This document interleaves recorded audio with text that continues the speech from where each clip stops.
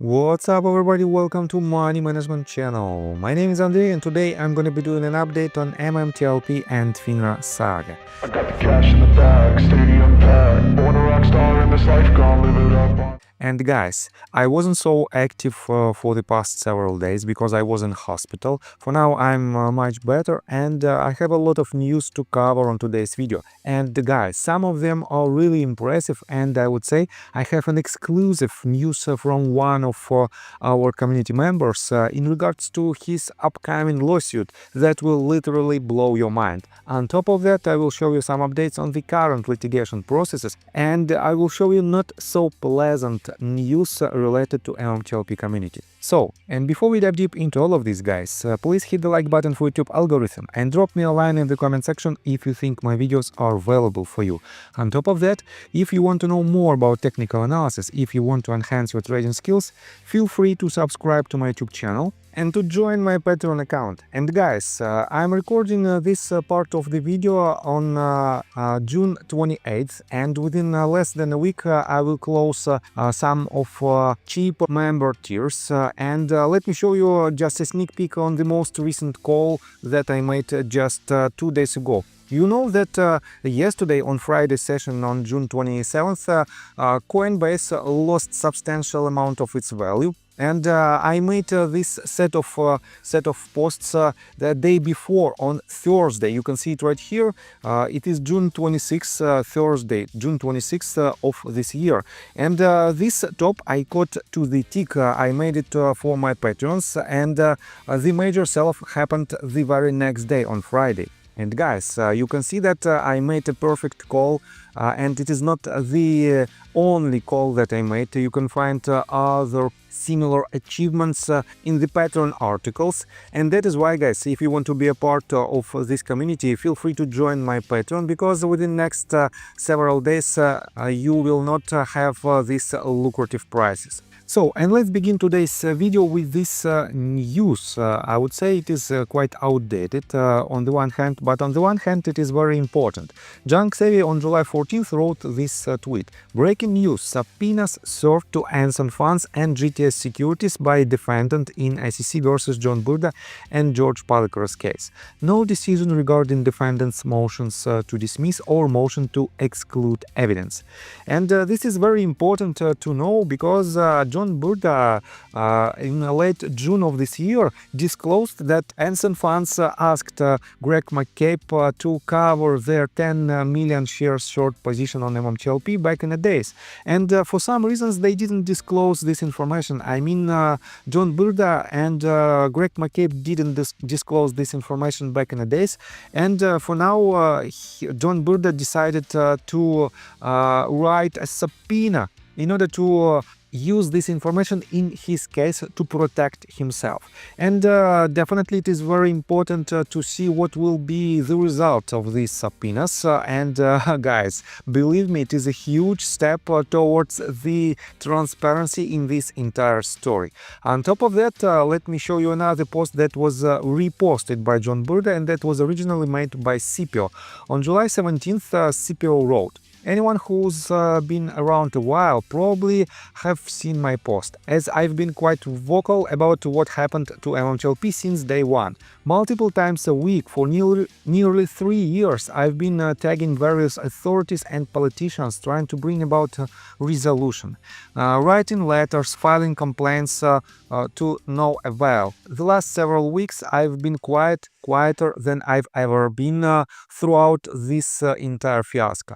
As a pro se litigant, this lawsuit has consumed me. From sun up to sundown, I've been diligently preparing my documents, reading and rereading arguments, studying case precedents, learning legal terminology, preparing. I am 100% serious, and FINRA is about to find out that I mean business.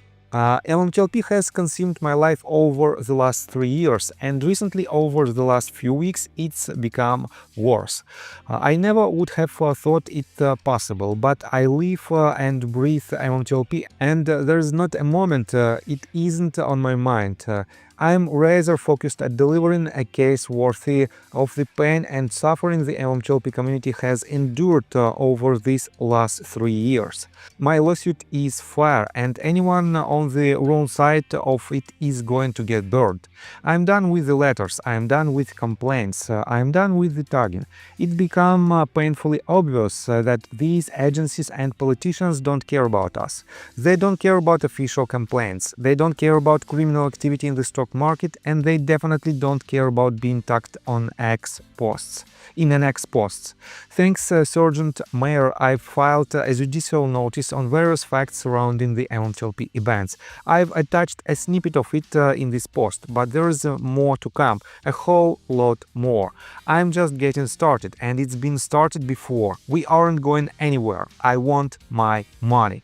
And he added this request for judicial notice, and it is not the only, as he mentioned in his tweet. And I have to admit, guys, that the more lawsuits we have, the more chances we have to win this battle. And in today's video, in just several minutes, I will show you the most impressive update in regards to this type of lawsuits.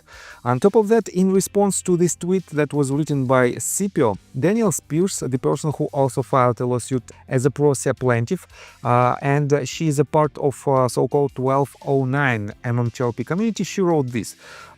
You are William Lee Kelly. I've been reading your complaint. Well done. Welcome to the team of pro se who are sick of sitting on the sidelines, being ignored by our government leaders. And definitely, guys, I see that we have some problems in MMTLP community. I would say inside the MMTLP community, and these problems become bigger and bigger, and I will show you what I'm talking about. But on the other hand, we have several people, much smaller community, I would say, inside the community that is trying to push the case for the entire 65,000 plus MMTLP shareholders further. And this means, guys, regardless all the obstacles that they may have on their path to the resolution, I have to admit that these people are extremely focused on their main goal, and I believe that they will succeed in these cases. And I have to say that Scipio, just less than an hour ago, wrote this tweet. This is important. If you felt wronged by what happened in MMTLP, write me a letter. Swear to the truth of it and tell your story. Sign your name, put the city and state, and that's all. It can be however long or short you want it to be. I would love to be able to give the judge hundreds of signed letters from all over the country telling the MMTLP story. I will even take pictures of handwritten letters if you want to do this real easy like. Hell, I am even willing to accept crayon. Wonder if crayons is acceptable in court. In all seriousness, we were wronged, not just financially. We were rocked to our course. Our lives were changed in so many ways. Ways I can't even begin to imagine. Lost friendships, lost loves, lost opportunities, deaths. It goes on and on. The judge is going to hear my story, and I would love for him to hear yours too. william.lee.kelly@gmail.com. It is his email, and you can send your stories to his email in order to show them to the judge. On top of that, guys, let me show you the most impressive part of today's video.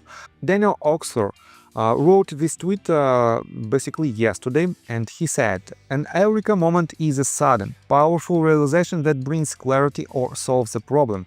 Often arrives unexpectedly, like a light bulb turning on in the mind after a long period of confusion and effort. Dead ends, missteps, it took a long while, but..."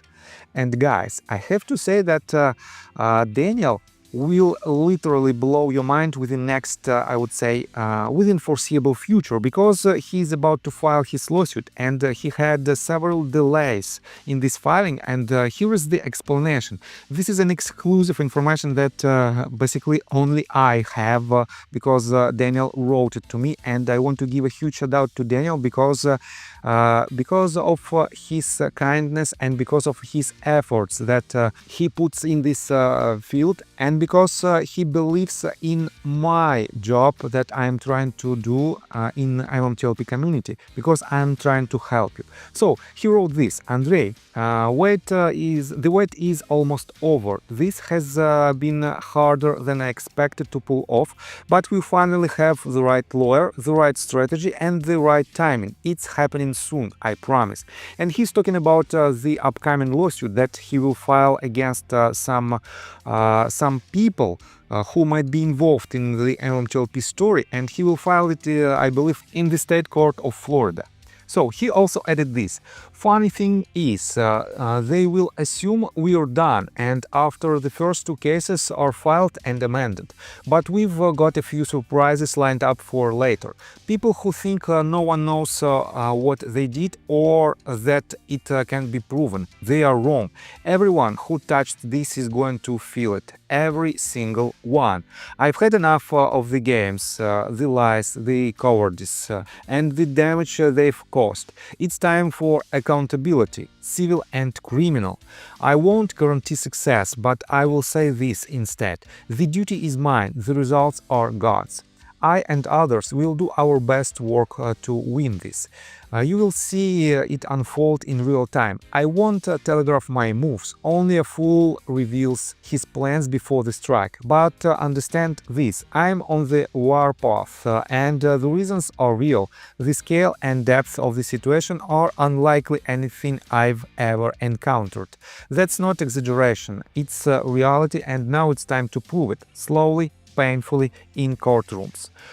Hope all is well with you, and thank you for everything you do.